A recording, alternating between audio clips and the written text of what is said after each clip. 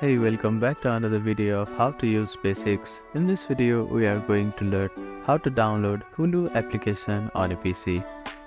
First of all, make sure that you are connected to your internet. After that, open up your preferred web browser. Now, at the address bar, type in download Hulu and click on enter.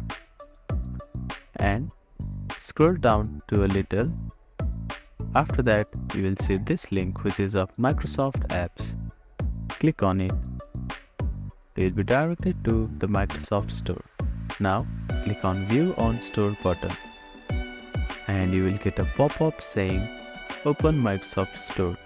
Click on Open Microsoft Store button.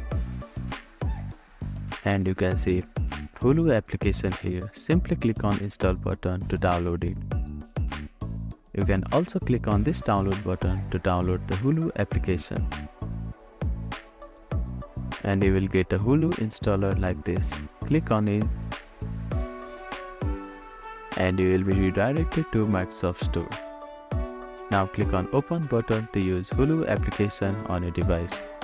Thank you for watching this video. Please do not forget to like, share and subscribe to our channel and comment down if you have any queries.